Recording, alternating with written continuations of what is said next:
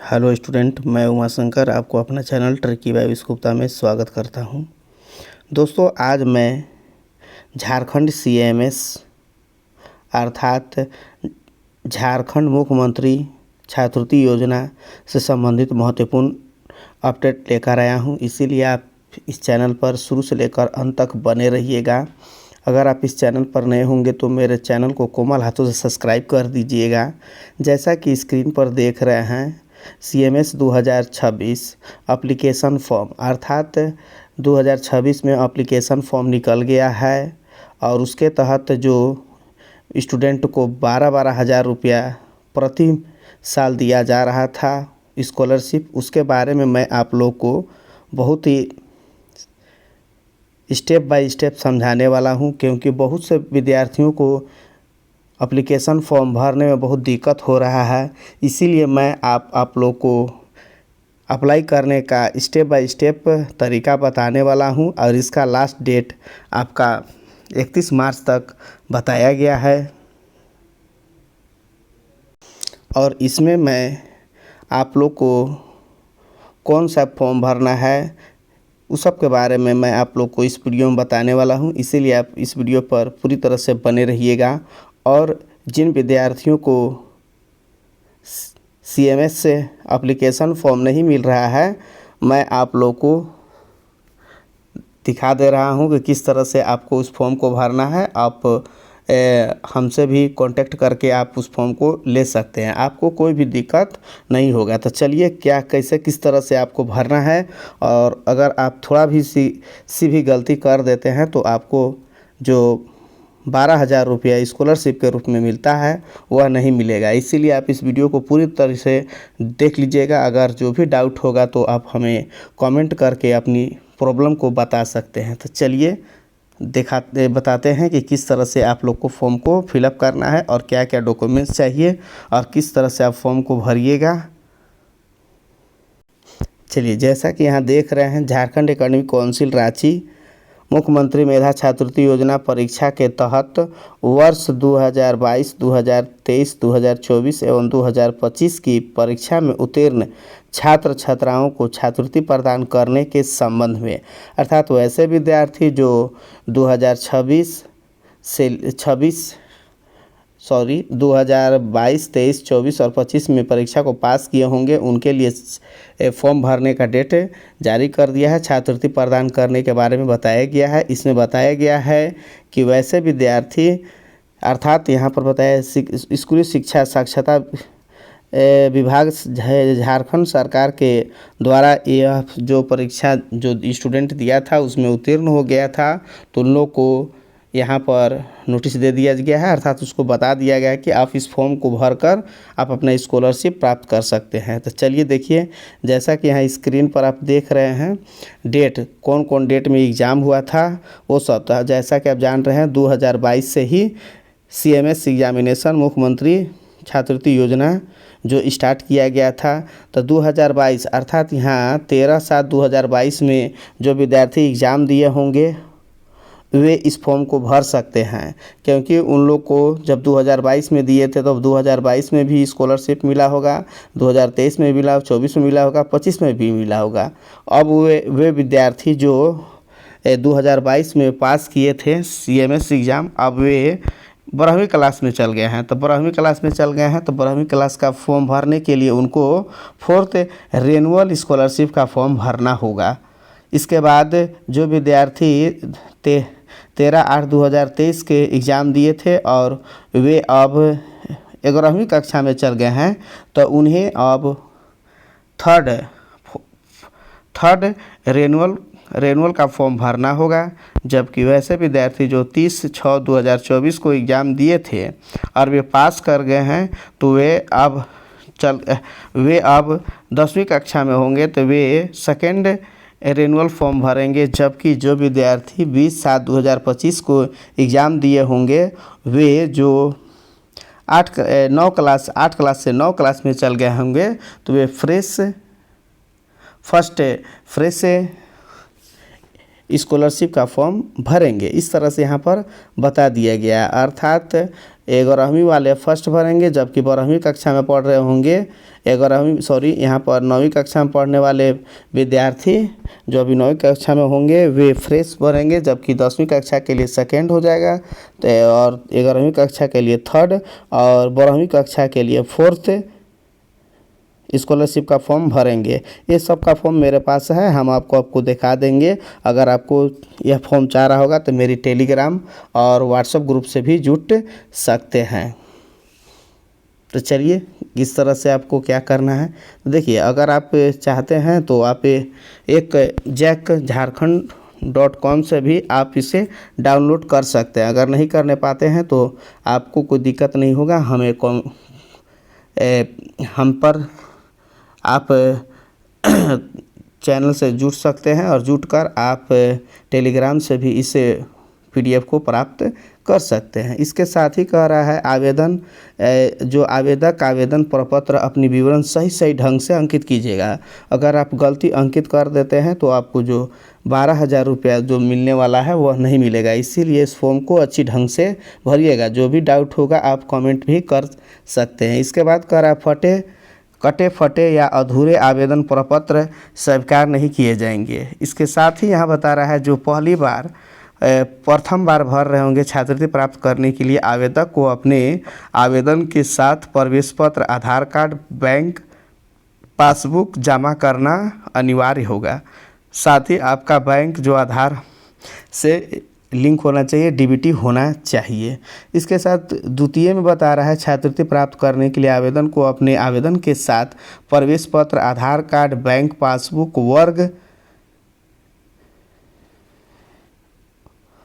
वर्ग 9वीं का अंक प्रमाण पत्र होना चाहिए। इसके साथ तीसरा छात्रवृत्ति प्राप्त करने के लिए तृतीय छात्रवृत्ति प्राप्त करने के लिए आवेदक को अपने आवेदन के साथ प्रवेश पत्र, आधार कार्ड, बैंक पासपोर्ट वर्ग 10 का अंक प्रमाण पत्र अनिवार्य होगा। जबकि चतुर्थ में पढ़ने वाले विद्यार्थी छात्रवृत्ति प्राप्त करने के लिए आवेदक को अपने साथ प्रवेश पत्र, अंक, आधार कार्ड, बैंक पासपोर्ट और 11वीं का अंक प्रमाण पत्र प्राप्त जमा करना अनिवार्य होगा। तो इस तरह से यहाँ पर बताया गया है। अर्थात आपको जो यहाँ देख रहे हैं 8 क्लास का 8 में भरिएगा तो आपको 9 क्लास पास होने पर मिलेगा, जबकि 10 क्लास होने पर दूसरा और तीसरा पास होने पर इसका लगेगा और चौथा प्राप्त करने के लिए आपको 11वीं का मार्कशीट देना होगा, तब आपको जो 12th क्लास में पैसा मिलेगा। इसके साथ ही यहाँ बताया जा रहा है जाति के आधार पर चयनित हुए लाभुकों को अपना झारखंड राज्य द्वारा निर्गत जाति प्रमाण पत्र संलग्न करना अनिवार्य होगा। अर्थात आप लोग को जाति कास्ट सर्टिफिकेट की भी आवश्यकता होगी। इसके साथ बोल रहा है वांछित प्रमाण पत्रों के अभाव में छात्रवृत्ति भुगतान पर विचार नहीं किया जाएगा। अगर आप जाति नहीं कैटेगरी कास्ट सर्टिफिकेट अगर नहीं देते हैं तो आपको भुगतान में कोई विचार नहीं किया जाएगा। इसके साथ कह रहा है आवेदक आवेदन प्रपत्र को भरने के पश्चात अपने विद्यालय प्रधाना के पास जमा करें। विद्यालय प्रधान सही रूप से जांच कर समेकित विवरण के साथ जिला शिक्षा पदाधिकारी कार्यालय में जमा करेंगे। जिला शिक्षा पदाधिकारी द्वारा अनुमोदित के पश्चात आवेदन एवं समेकित सूची परिषद कार्यालय को उपलब्ध कराएंगे। इसके साथ अगला पॉइंट बोल रहा है कि आगामी कक्षा की छात्रवृत्ति प्राप्त करने हेतु लाभार्थी को जो लाभार्थी होंगे उनको 60% अंक से उत्तीर्ण होना अनिवार्य होगा।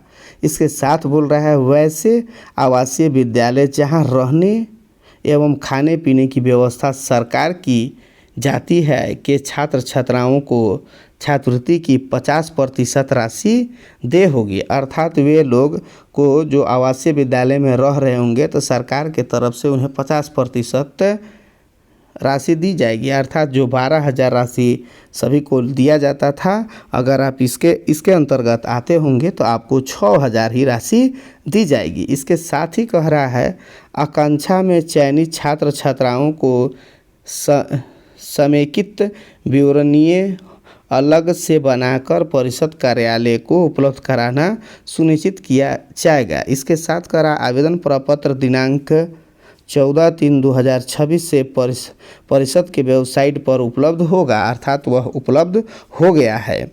आवेदन प्रपत्र भरकर विद्यालय प्रधान के पास जमा करने की अंतिम तिथि 31/3/2026 तक निर्धारित है। विद्यालय प्रधान द्वारा भरे गए आवेदन प्रपत्र जिला शिक्षा पदाधिकारी कार्यालय को हस्तगत कराने की अंतिम तिथि 6/4/2026 तक निर्धारित है। जिला शिक्षा पदाधिकारी कार्यालय द्वारा भरे गए आवेदन प्रपत्र परिषद कार्यालय को हस्तगत कराने की अंतिम तिथि 11/4/2026 तक निर्धारित किया गया है। तो इस तरह से मैं आप लोग को अपडेट दिया हूँ। अब चलिए इसका देख लेते हैं कि कौन कौन सा फॉर्म किस तरह से भरा जाएगा और किस तरह से फॉर्म रहेगा। अगर आप उस फॉर्म को लेना चाहते हैं तो मेरे टेलीग्राम और व्हाट्सएप नंबर से जुड़ सकते हैं। तो चलिए देखते हैं किस तरह से फॉर्म रहेगा। चलिए इस तरह से आपका फॉर्म रहेगा। देखिए झारखंड एकेडमिक परिषद रांची के द्वारा यह फॉर्म जारी किया गया है। CMS एग्जामिनेशन 2025 इसमें बताया गया है प्रथम छात्रवृत्ति प्राप्त करने हेतु, अर्थात जो पहली बार इस स्कॉलरशिप ले रहे होंगे, प्रथम बार इनको स्कॉलरशिप अर्थात छात्रवृत्ति मिल रहा होगा, तो उसके लिए यह इस तरह से यह फॉर्म होगा। आप देख लीजिए।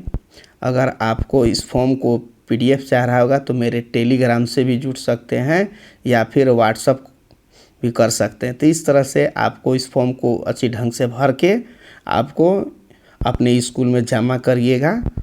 तो इसके बाद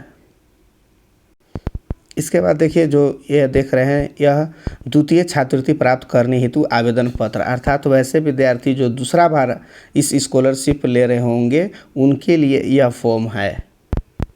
इस फॉर्म को वे भरेंगे। सब फॉर्म एक ही जैसा है, कुछ दिक्कत नहीं है। आप बशर्ते वहाँ पर जो आप देख रहे हैं इसमें प्रथम द्वितीय तृतीय चतुर्थ लिखा हुआ रहेगा। ये द्वितीय जो दूसरी बार आवेदन पत्र आज दूसरी बार स्कॉलरशिप पाने के लिए इस फॉर्म को भरेंगे। इसके बाद जो तृतीय छात्रवृत्ति प्राप्त करना होगा तो वे विद्यार्थी इस फॉर्म को यहाँ पर भरेंगे। तृतीय जो प्राप्त करना होगा इस तरह से यहाँ पर पूरी तरह से आपको जो दिखाया जा रहा है यहाँ देख लीजिए। अगर आपको कोई दिक्कत होगा तो बताइएगा। तो यहाँ देखिए जो परीक्षा तिथि यहाँ पर ऑटोमेटिक दिया हुआ है, उसमें आप अपना रोल नंबर लिख दीजिएगा।